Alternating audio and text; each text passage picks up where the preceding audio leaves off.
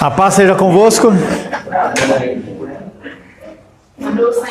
O Nicolas está menos crente hoje, né?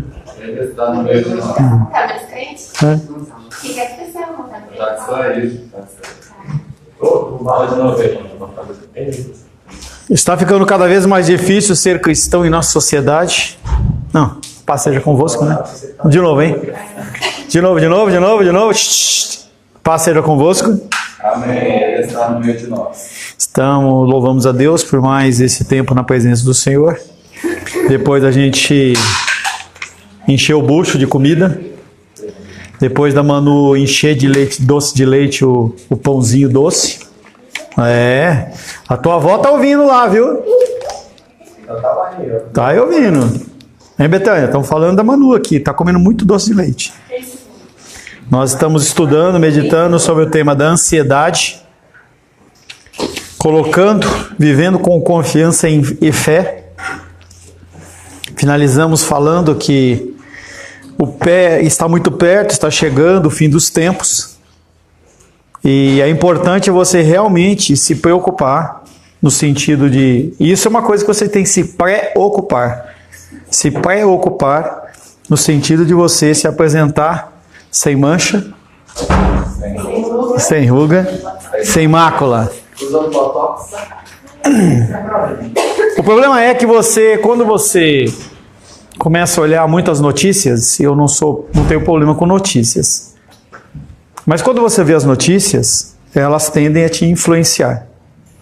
Quando estava na época da Covid, uma grande taxa da mortalidade da Covid foi devido às notícias. Devido às notícias que estavam passando todo o tempo. Eu lembro de certo momento estar vendo uma notícia lá na internet e mostrava a figura de um país da América do Sul em que os caras estavam morrendo de tanta quantidade que você saía de carro dirigindo e era perigoso você atropelar um morto caído no meio da rua, assim, né? Como a internet ela é muito rápida, eu ficava vendo aquilo, pô, realmente os caras estão morrendo na rua. Heloísa, senta lá. Senta com o papai, vai. Então, as notícias, elas influenciam as pessoas. E aí, a grande taxa de mortalidade da Covid foi exatamente a preocupação das pessoas em relação ao que seria, gente, ao que seria o problema da Covid. Então, quando começa uma divulgação muito massiva de uma notícia, a gente começa a ficar numa situação em que a gente começa a olhar e perde o padrão, perde o foco, perde realmente, como eu estou sem foco, né? Tanta movimentação, perde o foco em relação àquilo que realmente você deve dar importância. Não devemos confiar nas notícias, mas nós devemos viver pela fé em Deus. Quando um político estava se preparando para embarcar para a Suécia em 1653, ele estava angustiado com o cenário caótico de sua nação. Recentemente, a Inglaterra tinha enfrentado uma guerra civil e pela primeira e única vez em sua história, seu próprio rei fora executado. O exército e o governo estavam em discórdia. Do mesmo modo, encontravam-se os presbiterianos e os independentes. Na noite anterior à viagem, ele caminhava nervosamente. Um empregado de confiança, notando que seu patrão não conseguia dormir, se aproximou dele por uns instantes e perguntou: "Por favor, senhor, permite que eu te faça uma pergunta?" E ele respondeu: "Certamente." "Por favor, senhor, você não acha que Deus governou o mundo todo bem antes de você nascer?" Ele falou: "Sem dúvida." "E por favor, senhor, você não acha que ele continua fazendo a mesma coisa enquanto você está aqui?" Ele falou: "Certamente." "Então, senhor, por que o senhor não pensa que pode confiar nele em relação ao governo da nação, em relação à sua viagem, em relação ao seu trabalho?" Então, nós estabelecemos normas e metas nas nossas vidas. Nós confiamos em Deus. Alguém desconfia que Deus criou o mundo e continua criando todas as coisas? Alguém aqui desconfia disso? Não. Tá? Então, se a gente tem essa confiança que é a base do nosso... Não precisa mais de água não, Luiz, só isso tá bom. Obrigado. Se a gente tem essa confiança que Deus ele controla, controlava e continua controlando, por que a gente acha que ele vai nos abandonar? Que é aquele princípio de você estabelecer pontos de confiança de coisas que Deus já fez na sua vida. Então a gente tem, por exemplo, a história da Isabela, em que a gente viu, eu vi mais de longe, claro, a história toda da Isabela, e o Felipe ele contatava, me ligava, tal, ó, tá com isso, tá com sangramento, tá com esse problema, assim, assim, assado, tal. A gente vê o desfecho da coisa foi, a Isabela tá lá, ela tá prematura, merece cuidados, mas ela está com saúde, os médicos olham e falam, tá bem, pro peso dela, pro tamanho tá forte. Por que quando e se vier um quarto, ou se na vida dos outros, que confiam no mesmo Deus, estiver passando por uma dificuldade semelhante, não vai confiar? Quando aconteceu o caso que realmente enveredou para a cesárea prematura, eu peguei o telefone e liguei para Larissa. Eu falei, Larissa, liga para a Rayane, porque você tem a história do Miguel na sua vida, em que Deus ele cuidou de todas as coisas. E você pode trazer para ela um tipo de confiança que pelo menos é uma confiança superficial, que é diferente da confiança da palavra de Deus. Se Deus ele já fez, por que ele não vai fazer? Então, na caminhada da Isabela, com 1 ano, 2 anos, 5 anos, 10 anos, 15 anos, a gente não sabe o que pode acontecer. Será que Deus resgatou a Isabela no ventre, no nascimento? Será que ele não vai continuar cuidando no resto da vida? É dentro desse pensamento que eu olho para minha filha. Em que as coisas elas vão acontecendo e ela fala assim, eu quero ir para São Paulo, eu quero fazer não sei o quê. E a Rô olha para mim e fala, e agora? E não sei o quê. Eu falo assim, não, o que a gente tinha para fazer, a gente já fez, a gente já ensinou. Ensinamos através da palavra, ensinamos através do exemplo. E agora ela vai tomar as decisões dela. Mas o mesmo Deus que gerou ela no ventre da Rosângela é o mesmo Deus que continua cuidando. Nós temos o arbítrio de fazer as nossas lambanças? Temos, mas isso não tem a ver com salvação. Eu tenho uma certeza, no dia da glória eu vou encontrar minha filha. Isso é minha certeza. Como vai ser o trajeto da vida dela? Eu não sei. Não sei o que ela vai fazer. Mas eu sei que nós plantamos, nós ensinamos, nós fazemos o que nós tínhamos que fazer. Então, a gente volta na questão daqui. Poxa, mas se você confia nele, no sentido de ter construído tudo, será que você não vai confiar nele no cuidado das coisas menores? As perguntas deixaram esse político sem fala e ele dirigiu-se à cama e logo adormeceu. Do mesmo modo, seria bom se nos fizéssemos aquelas mesmas perguntas quando no mundo de hoje nos sobrevier o temor. E então descansarmos tranquilamente quando nos convencemos em resposta óbvia. Algumas vezes eu sou acordado com sobressalto de alguma coisa, ou por uma preocupação, ou com a igreja, ou com alguém, eu acordo de madrugada. E naquele momento eu oro, entrego nas mãos do Senhor e eu volto a dormir. A Rosângela sabe como eu pego no sono rápido. Por quê? Porque eu sei que Deus está no controle. Eu fiz o que eu tinha que fazer, eu orei, já apresentei. Não há mais nada a fazer. Não há nada mais a fazer. O autor de Hebreus estava extremamente alerta sobre muitas dessas preocupações que nos perturbariam na corrida da maratona cristã. Hebreus 12, 3 e 4.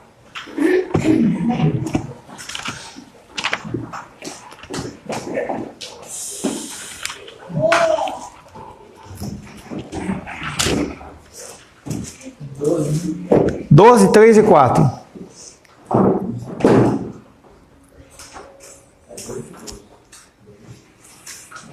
Eu acho que é a Manu, hein?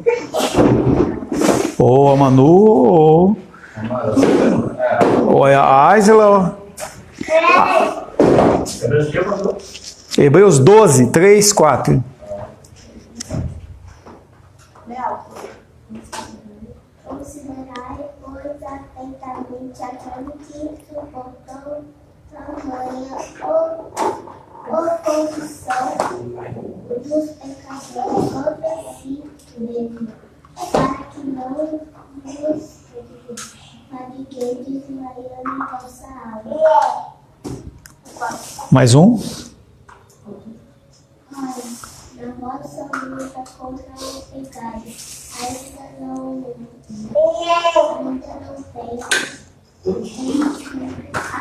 até ao céu. Amém. Considerai, pois, atentamente aquele que suportou tamanha oposição dos pecadores contra si mesmo. Então, os nossos olhos não tem que estar nos homens, mas tem que estar na figura de Cristo. Ele suportou toda aquela luta, toda aquela dificuldade, para que não vos fatigueis. Porque se você for olhar para o próximo, você cansa. Você vê que a pessoa não conseguiu. E a gente fica procurando sempre novas referências humanas para tentar suprir aquilo que nós precisamos e nós não vamos conseguir. Então eu vou começar a copiar a atitude da Aisla, aí eu chego e vejo que deu errado. Poxa, eu tenho que voltar e começar tudo de novo. Isso cansa. Nosso ser cansa. E ele fala, para que vocês não se fatiguem. Desculpa, Aisla, não era você, é Esther. Era em relação a você, entendeu? De eu olhar para você caminhando e aí você errar. Não estou falando, não é a Aisla, é você. Entendeu? Caramba, esqueci. Desculpa, Aisla. Tá? Conta a si mesmo, para que não vos fatigueis, desmaiando em vossa alma. É a condição de você cansar. E as lutas, casamento, trabalho, cansa. Porque você não consegue solucionar um problema e você volta sempre ao estaca inicial. E é aquela máxima que a gente tem falado sempre. Se você continua fazendo a mesma coisa, do mesmo jeito, não vai dar resultado diferente. Não vai dar. Você pode tentar 10 vezes, deu errado, você vai continuar errando e vai continuar errando. Quando começar a pensar que é muito difícil viver a vida cristã, considere aquele que suportou tal hostilidade a ponto de chegar à morte. Lembre-se de como que você nem chegou perto de tal situação. Que situação? De resistir até o sangue. Quando você lê as lutas da igreja perseguida, gente, a gente vê o cara não tem água para tomar. Estava lendo o texto, acho que foi do de ontem, e aí a moça se converteu a Cristo, eles proibiram ela de plantar dentro da terra dela. E essa é a realidade da vida dos cristãos aí de fora. Então, você tem o exemplo de pessoas que sofrem aqui, mas o exemplo maior é a figura de Cristo, que resistiu até o sangue. Nós não resistimos ainda até o sangue. Tendo isso em mente, há um meio de colocar suas sanidades em prova. Quando chegar a ficar exausto em uma corrida, atenha-se mais e mais em Jesus. Lembre-se que sua vida de fé levou ele à alegria e ao triunfo e fará o mesmo com a sua. Quando você consegue contemplar o teu alvo chegando, você tem... Cadê o Daniel? Quando você consegue contemplar o alvo que você está chegando, você consegue ter o quê? Mais esperança, mais vigor. Então, quando você vê corrida, e corridas maiores, tipo maratona, assim, ou menores, quando o cara ele consegue ver a linha de chegada, ele consegue dar aquele sprint final. Mas de onde ele tirou aquele gás? É a esperança de passar e chegar na vitória. Se a gente tem essa esperança, não uma coisa longínqua, que é isso? Jesus Cristo, ele morreu faz mais de 2000 anos, há 2000 anos que estão falando que ele vai voltar e ele não volta. Enquanto você ficar com esse tipo de pensamento, você não consegue olhar para a vitória, você não consegue dar o sprint final. Louve a Deus agora. Como mencionei antes, a alegria cristã não é relegada somente ao futuro. Seríamos os piores dos cristãos, os piores seres humanos, se a gente achasse que a única vitória que a gente teria seria na glória. Não, a gente tem vitórias aqui na terra. Uma grande parte do nosso futuro será devotada a louvar a Deus alegremente. É o que podemos fazer e começar a fazer agora. Pessoas orgulhosas não louvam o Senhor. Consomem-se muito consigo mesmas, sempre buscando nova meta, novo pensamento, novo coisa para esforçar, e você não consegue apreciar. Então é você olhar para a tua família. Eu não sei se a Luísa ela vai realmente para São Paulo ou não, mas eu tenho que curtir com ela agora. É o tempo que eu tenho, é agora. Eu não sei. As nossas vidas, elas passam muito rápido, então eu não sei quanto tempo. Papai, vamos no cinema ver o Super-Homem? Vamos ver. Que dia você quer ir? Eu falei, quinta-feira. Pode ser outro dia? Segunda ou terça. Mais barato, né? Então vamos na segunda e terça? Vamos, segunda e terça. É um momento meu com ela. Aí não adianta eu ficar sobrepondo atividades em relação a isso, Por quê? Eu perco esse tempo, aí quando for o momento que ela for embora, acabou. Você acha que a Rosane vai ver Super-Homem comigo? Não vai. Ela vai querer ver filme... A Rô gosta de séries de assassinato nórdico, entendeu? Com bastante carnificina. É isso que ela gosta. É. Pessoas orgulhosas não louvam ao Senhor. As pessoas humildes, que estão dentro das bem-aventuranças, as pessoas humildes reverenciam-no. As pessoas humildes reverenciam-no. Louvores de gratidão emanam naturalmente dos seus corações. Por isso que eu todo dia, já tem, 5, 10 anos, é uma prática minha. Bom dia, meu Deus. Bom dia, Jesus. Bom dia, Espírito Santo. Te agradeço por mais esse dia. Te louvo mais essa oportunidade. É interessante que quando eu acordo, né? Eu acordo minhas 5h30, a Rô tá lá roncando lá. Aí eu tento desligar o mais rápido possível e pego o celular. A primeira coisa que a gente quer ver é o que está aqui, né? Eu pego o celular no meio da oração e eu já desligo ele, porque senão eu vou achar que ele que é meu Deus, né? Eu já deixo lá e começo. Se você não começar, se você começar a olhar, já era. Então, Senhor, eu louvo ao Senhor. É uma forma natural de eu fazer. Então, eu quando vou vivendo a minha vida e vai acontecendo as coisas, eu consigo identificar o mover de Deus. E é uma prática que você tem que definir na sua vida. Você começar a olhar para o alimento, olhar para aquilo que eu falei para vocês do alimento. Você só vai lembrar de trazer alimento aqui para a igreja, para os favelados, quando você for convencido pelo Espírito Santo de que realmente alguém além de você precisa de comer. Porque enquanto você estiver tranquilo...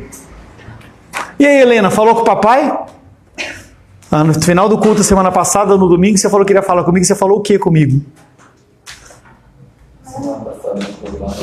Ela olhou para mim e falou assim: Pastor Paulo, quero conversar com você. Foi o que foi, Helena?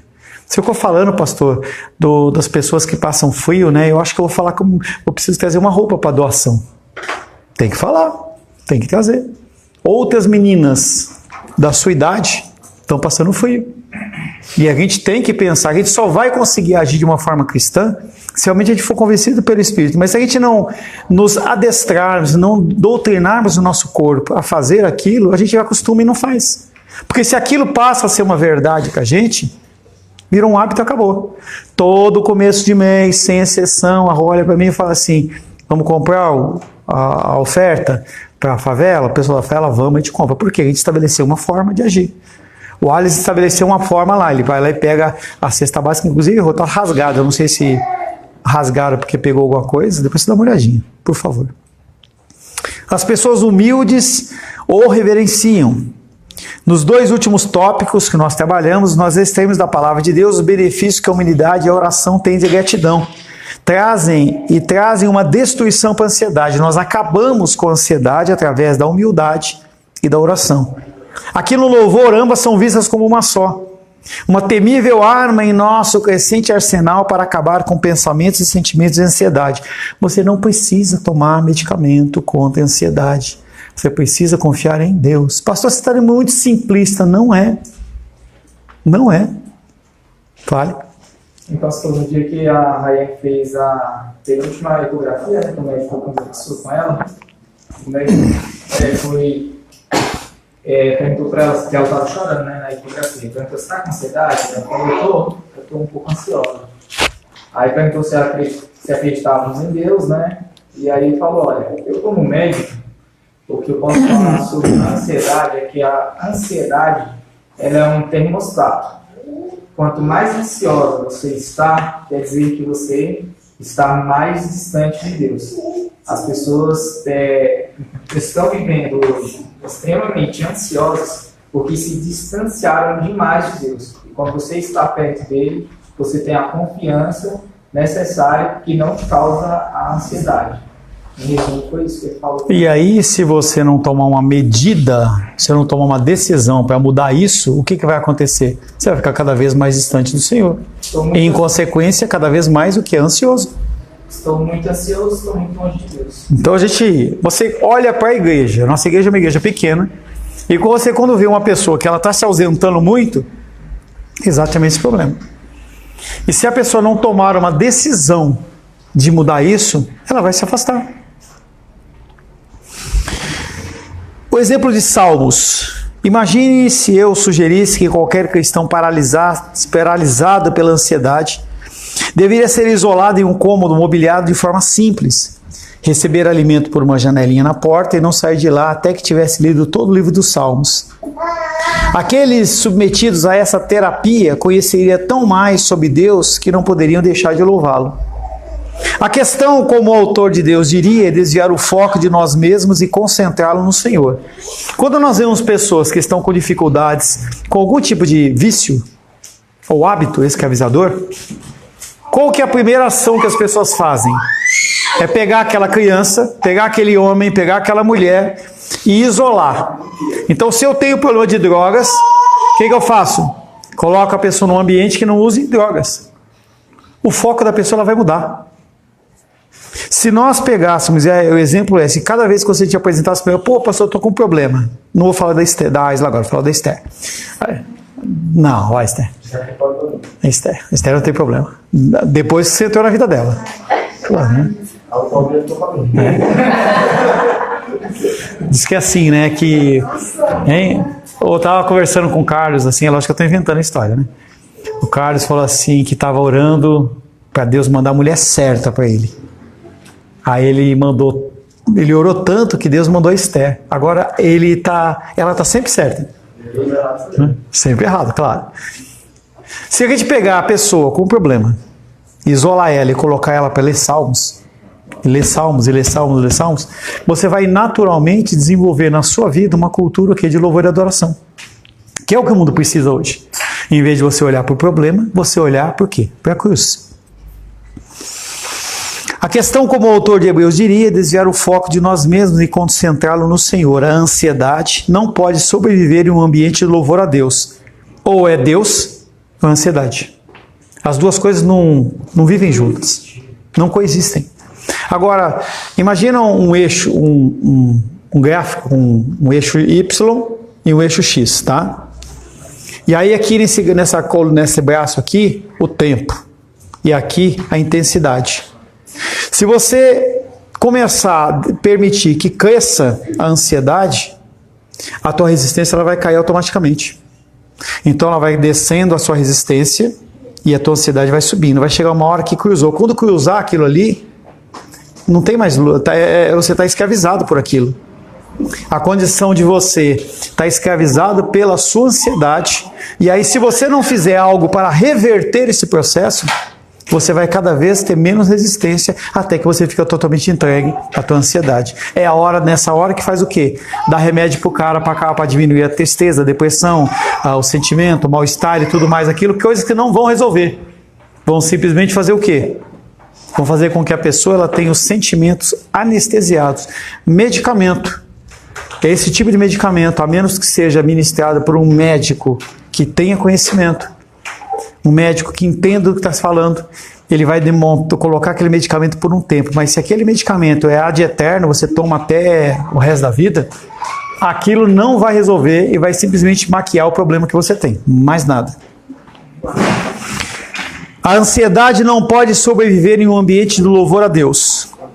O louvor é uma parte tão abundante do modelo de Deus para o seu povo, que ele nos deixou o seu inário repleto dele. Os salmos são grandes hinos que o povo de Israel entoava e recitava. Deus queria que eles e nós mesmos continuamente lhe oferecêssemos louvor de que ele é digno. Salmos 92, verso 1 e 2.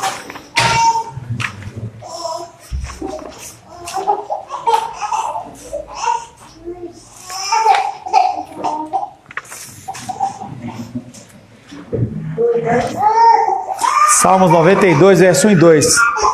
Bom é render graças ao Senhor e cantar louvores ao teu nome, ó Altíssimo, anunciar de manhã a tua misericórdia e durante as noites da tua fidelidade. O que o salmista fez nesses dois versículos? Ele falou, ele estava mostrando que ele consegue observar e ver as coisas que estão acontecendo na vida dele como uma ação do Deus bendito. Por isso que ele louva a Deus. Ele sabe que aquilo que está acontecendo é abençoado para ele. Por mais que seja amargo, muitas vezes. Louvar ao Senhor de manhã e à noite dá o tom para as nossas vidas, que é aquele hino que a gente canta. Bem de manhã, enquanto o sol sereno. O que é aquilo? São as 3 orações que Daniel fazia. Em 3 momentos do dia, Daniel, ele, além de consagrar o dia dele, ele reconhecia que Deus guardou ele na noite anterior. Então você vive em contínuo louvor, sempre conseguindo observar diante de Deus a presença dele, e aí você acalma o seu coração. Aspectos do louvor. Vou parar aqui. Vamos parar um pouquinho mais cedo, porque senão não vou conseguir acabar. Isso aqui tem tema para uns 40 minutos mais ou menos. Senhor Deus, louvamos, adoramos e bendizemos o Teu nome. Agradecemos pela Tua graça, pelo Teu amor e pelo Teu ensino. Queremos pedir, Pai querido, a Tua luz, a Tua graça e a Tua direção nas nossas vidas, que nós possamos ser instruídos pelo Senhor a Te louvar de manhã, de tarde, à noite, reconhecendo sempre a Tua poderosa mão. Em nome de Jesus. Amém.